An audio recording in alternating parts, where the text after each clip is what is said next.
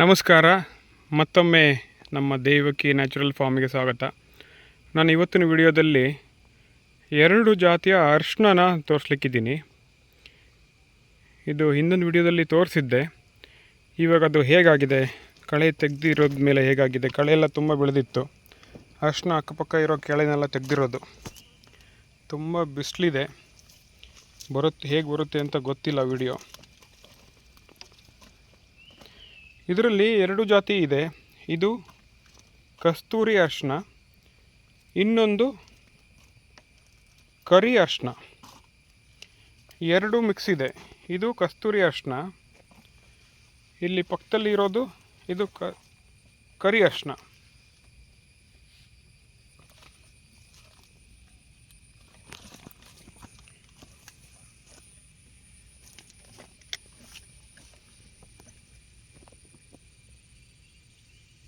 ಇದು ನೋಡ್ಬೋದು.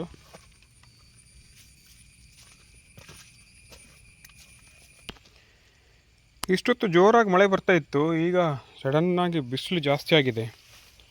ಇಲ್ಲಿ ವಿಡಿಯೋ ಮಾಡೋಕ್ಕೂ ಸ್ವಲ್ಪ ಕಷ್ಟ ಆಗ್ತಾಯಿದೆ. ನೋಡಿ, ಇದು ಎಷ್ಟು ಚೆಂದಾಗಿ ಬಂದಿದೆ. ಇದು ಕಸ್ತೂರಿ ಅರಿಶಿನ ಅಂತ.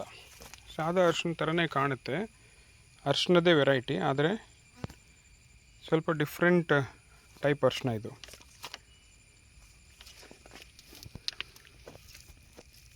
ನೋಡ್ಬೋದು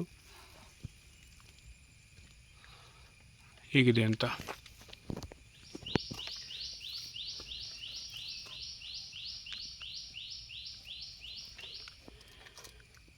ಹಿಂದಿನ ವಿಡಿಯೋದಲ್ಲಿ ತೋರಿಸಿದಾಗ ಈ ಥರ ಏನು ಕಳೆ ಇದೆಯಲ್ಲ, ಈ ಥರ ಕಳೆ ತುಂಬೋಗಿತ್ತು. ಈಗ ಇದರದ್ದು ಅಕ್ಕಪಕ್ಕದಲ್ಲಿ ನಾನು ಕಳೆನ ತೆಗೆಸಿದ್ದೀನಿ. ಈಗ ಎಷ್ಟು ಚೆಂದಾಗಿ ಕಾಣ್ತಾ ಇದೆ.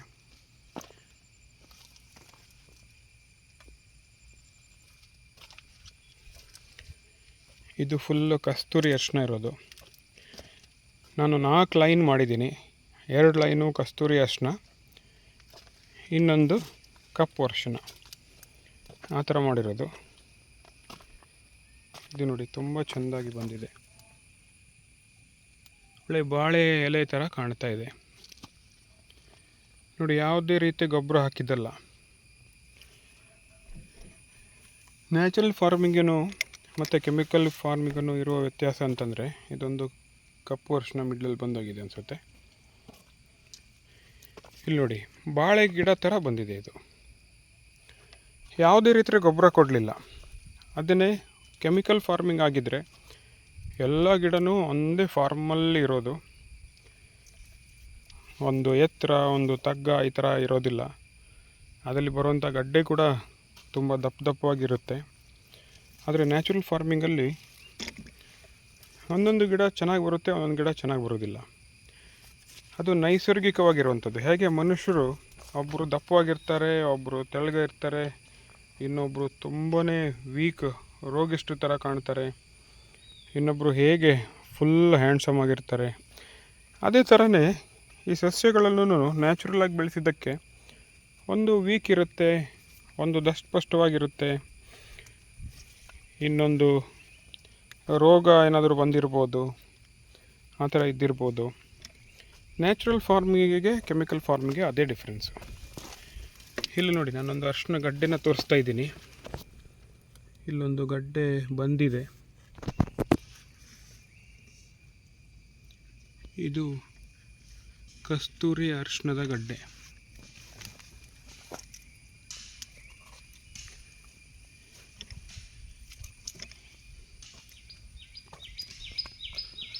ಆಲ್ಮೋಸ್ಟ್ ಎಲ್ಲದೂ ಹೆಲ್ದಿಯಾಗೇ ಬಂದಿದೆ. ಈ ಥರ ಬಾಳೆ ಗಿಡ ಥರ ಕಾಣ್ತಾ ಇದೆ. ಕೆಲವೊಂದಿಷ್ಟು ಅಷ್ಟು ಚೆನ್ನಾಗಿ ಬರಲಿಲ್ಲ. ಮಣ್ಣಿನ ಗುಣಧರ್ಮ ಇದ್ದಿರ್ಬೋದು, ಆ ಗಿಡಕ್ಕೆ ಇರುವಂಥ ಗುಣಧರ್ಮ ಇದ್ದಿರ್ಬೋದು. ನ್ಯಾಚುರಲ್ ಫಾರ್ಮಿಂಗಲ್ಲಿ ಅದನ್ನೇ ವಿಶೇಷತೆ ಇರುವಂಥದ್ದು. ನೋಡಿ, ಇದು 2 ಲೈನು ಕಸ್ತೂರಿ ಅರಿಶಿನ. ಈಗ 2 ಲೈನು ನಾನು ಕಪ್ಪು ಅರಿಶಿನ ತೋರಿಸ್ತೀನಿ. ಇಲ್ಲಿ ಕಪ್ಪು ಅರಿಶಿನ ಹಾಕಿದ್ದೀವಿ. ಆಚೆ ಒಂದು ಲೈನ್ ಇದೆ, ಈ ಲೈನನ್ನು ತೋರಿಸ್ತೀನಿ ನೋಡಿ. ಈ ಎಲೆನಲ್ಲಿ ಸ್ವಲ್ಪ ವಿಶೇಷತೆ ಇದೆ, ಮಿಡ್ಲಲ್ಲಿ ಸ್ವಲ್ಪ ಕಪ್ಪು ಕಲರ್ದು ಒಂದು ಲೈನ್ ಥರ ಬಂದಿದೆ.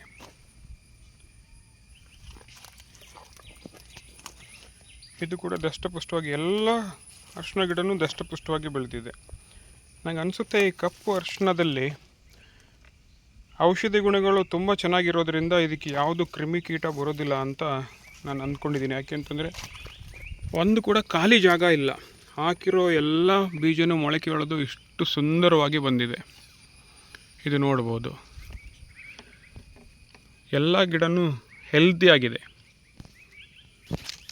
ನೋಡಿ. ಬುಡ ತೋರಿಸ್ತೀನಿ, ಗಡ್ಡೆ ಕಾಣ್ತಾ ಇಲ್ಲ ಆದರೆ ಗಿಡ ತೋರಿಸ್ತಾ ಇದ್ದೀನಿ. ಎಲೆನಲ್ಲಿ ಈ ಥರ ಒಂದು ಕಪ್ಪು ಲೈನ್ ಥರ ಇದೆ.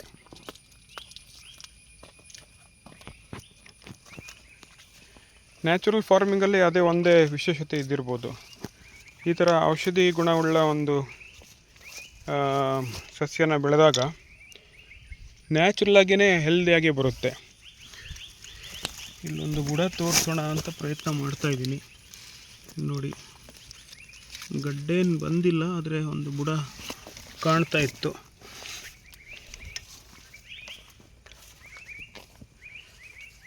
ನ್ಯಾಚುರಲ್ ಫಾರ್ಮಿಂಗಲ್ಲಿ ಇಷ್ಟು ಚೆನ್ನಾಗಿ ಬರುತ್ತೆ ಅಂತ ಗೊತ್ತಿದ್ರೂ ಜನರು ಕೆಮಿಕಲ್ ಹಾಕಿ ಅದಕ್ಕೆ ಏನೇನೋ ಇಲ್ಲದೋಗಿರೋ ಟಾನಿಕ್ ಕೊಟ್ಟು ಬೆಳೆಸ್ತಾರೆ.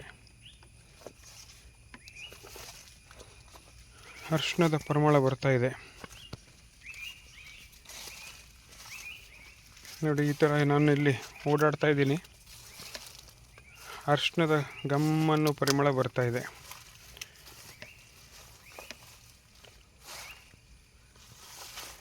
ಈಗ ಹಾರ್ವೆಸ್ಟ್ ಮಾಡಬೇಕಾದ್ರೆ ಏನು ಗಡ್ಡೆನ ನಾವು ಕೀಳಬೇಕಾದ್ರೆ ಯಾವ ಥರ ಸುಮಧುರ ಪರ್ಫ್ಯೂಮ್ಡ್ ಥರ ಇದ್ದಿರ್ಬೋದು.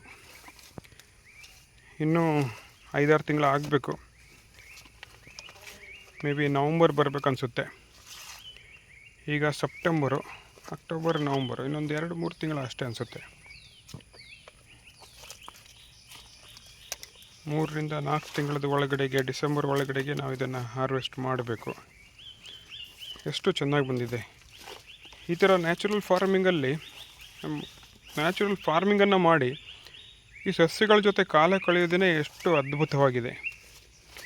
ಒಂದೊಂದು ಪರಿಮಳ ಸೂಸುವಂಥ ಗಿಡ, ನ್ಯಾಚುರಲಾಗಿ ಬೆಳೆದಿರೋದು, ಯಾವುದೇ ರೀತಿ ಫರ್ಟಿಲೈಸರು, ಟಾನಿಕ್ಕು ಯಾವುದೂ ಇಲ್ಲದೆ ಹೋಗಿರೋದ್ರಿಂದ ಎಷ್ಟು ಚೆಂದಾಗಿ ಬಂದಿದೆ.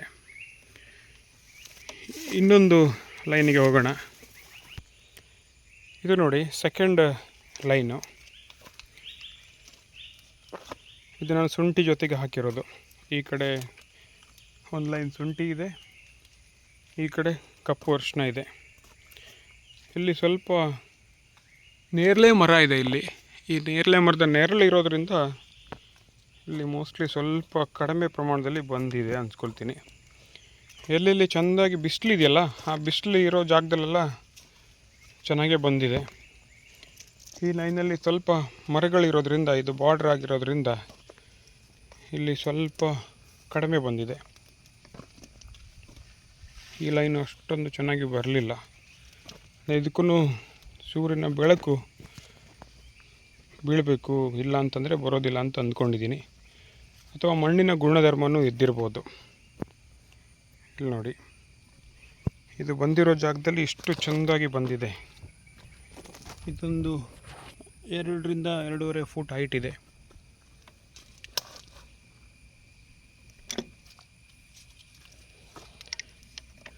ಚಿಕ್ಕದೊಂದು ಬಾಳೆ ಗಿಡ ಹೇಗಿರುತ್ತೆ ಆ ಥರ ಕಾಣ್ತಾ ಇದೆ. ಈ ಲೈನಲ್ಲಿ ಮಣ್ಣಿನ ಗುಣಧರ್ಮನೋ ಅಥವಾ ನೆರಳು ಜಾಸ್ತಿ ಇರೋದ್ರಿಂದ ಈ ಥರ ಆಗಿದೆಯೋ ಗೊತ್ತಿಲ್ಲ. ಅಲ್ಲಿ ಈ ಥರ ಗಿಡನೇ ಬರಲಿಲ್ಲ. ಬಂದಿರೋ ಜಾಗದಲ್ಲಿ ತುಂಬ ಚೆನ್ನಾಗಿ ಬಂದಿದೆ. ಇಲ್ಲಿ ನೋಡ್ಬೋದು, ಇಲ್ಲಂತೂ ಚೆನ್ನಾಗೇ ಬಿಸಿಲು ಬರ್ತಾಯಿದೆ. ಇದು ಅದ್ಭುತವಾಗಿ ಬಂದಿದೆ. ಎಲ್ಲ ಗಿಡಕ್ಕಿಂತ ಹೆಲ್ದಿಯಾಗಿದೆ ಇದು, ನೋಡ್ಬೋದು.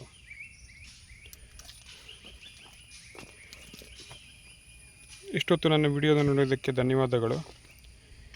ಈ ಥರ ನ್ಯಾಚುರಲ್ ಫಾರ್ಮಿಂಗಲ್ಲಿ ನಿಮಗೆ ಇಂಟ್ರೆಸ್ಟ್ ಇದ್ದು ನಿಮಗೇನಾದರೂ ಸ್ವಲ್ಪ ಜ್ಞಾನ ಇದ್ದಲ್ಲಿ ಇನ್ನೂ ಹೇಗೆ ನ್ಯಾಚುರಲ್ ಆಗಿ ನಾನು ಇದನ್ನು ಬೆಳೆಸ್ಬೋದು ಅನ್ನೋದನ್ನು ಇನ್ಬಾಕ್ಸಲ್ಲಿ ದಯವಿಟ್ಟು ಶೇರ್ ಮಾಡಿ. ನನ್ನ ವಿಡಿಯೋನ ಪ್ರೋತ್ಸಾಹಿಸಿ. ನಿಮ್ಮ ಫ್ರೆಂಡ್ಸಿಗೆ, ನಿಮ್ಮ ಇಷ್ಟ ಆದವರಿಗೆ ಇದನ್ನು ಫಾರ್ವರ್ಡ್ ಮಾಡಿ. ಸಬ್ಸ್ಕ್ರೈಬ್ ಮಾಡೋಕ್ಕೆ ಮರೆಯಬೇಡಿ. ಧನ್ಯವಾದಗಳು.